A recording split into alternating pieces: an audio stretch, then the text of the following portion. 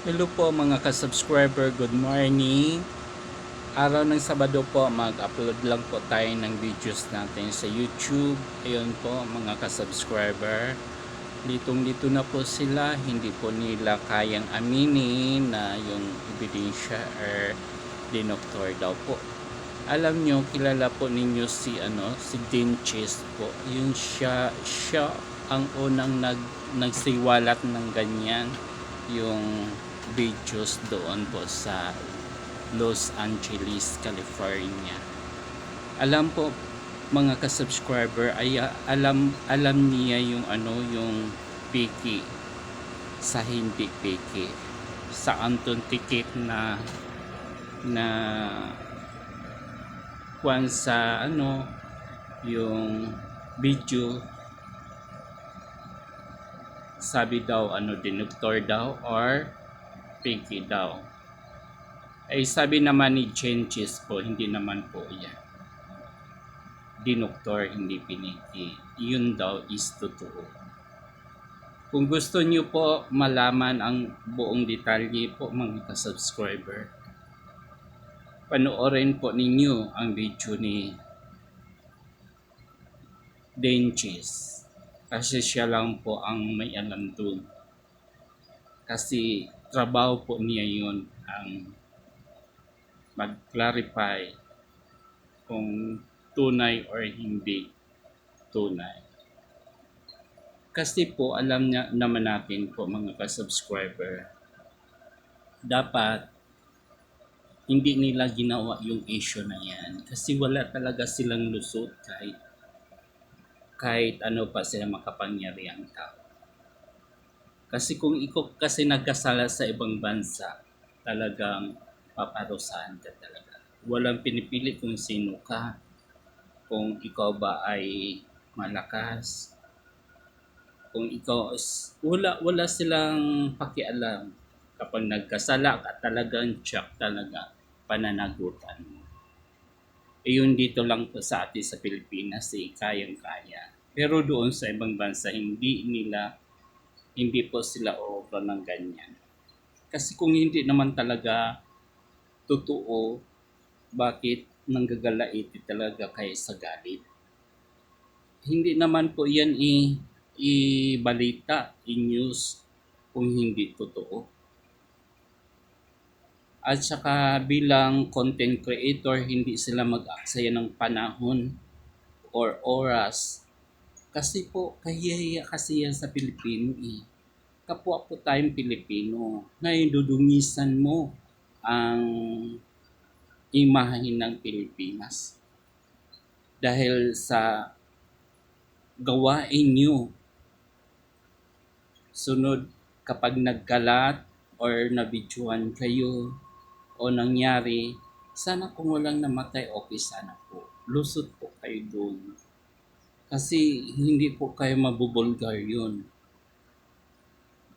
Kasi dyan po kayo sa isang executive na walang nakakita sa inyo. Kaso lang, may namatay kasi. May napigi kasi, yun. Hindi naman po pwede yung pamilya noon, si Tantong ko, hindi magsampa sa inyo ng kaso.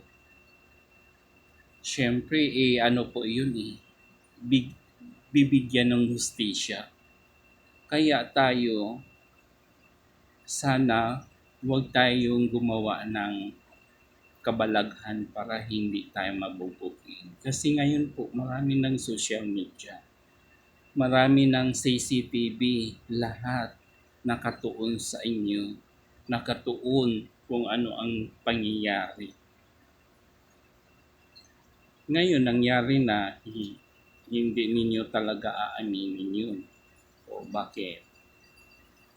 Dapat yun sa mga video na yan, sa mga video yung nag-asayahan kay dyan sa Los Angeles, California. Grabe talaga po. Marami kasing involved na mga malalaking tao dyan, kaya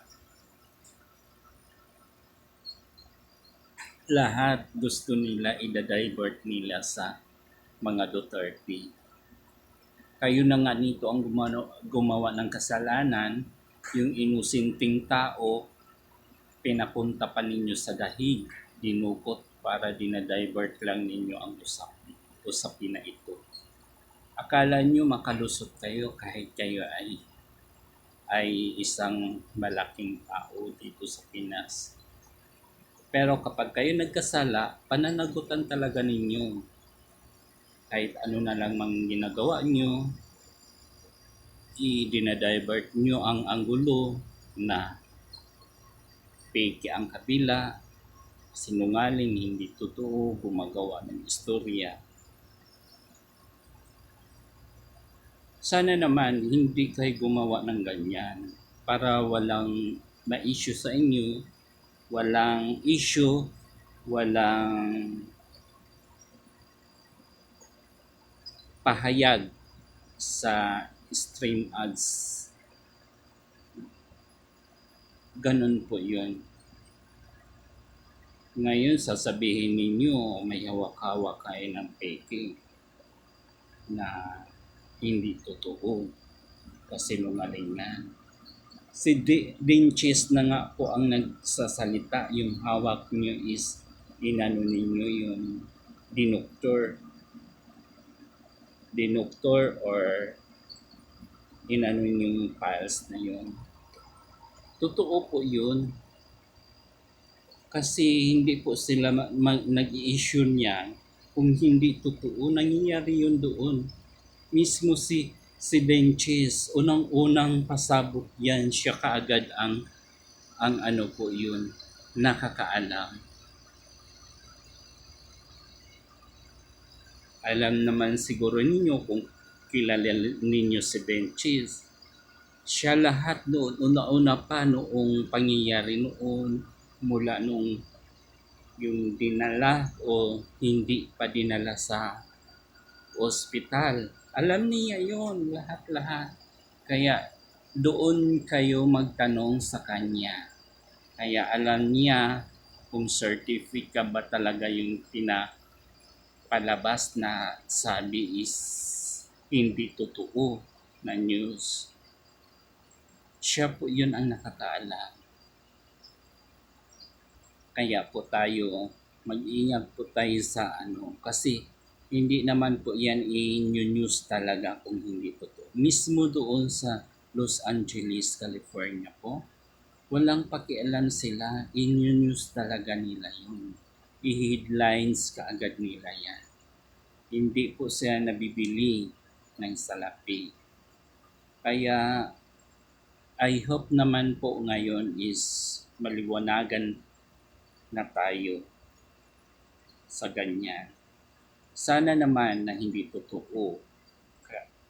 Kaso po hindi talaga pwede na hindi magiging totoo yan. Kasi si Dinches is may alam po talaga dyan sa lahat. Marami pong salamat po. Sana po mag-iingat po tayo sa ating mga mga ka-subscriber. Kasi po supportahan po natin tong video na ito para makaabot na tayo ng monetize sa YouTube. Maraming pong salamat. Bye-bye.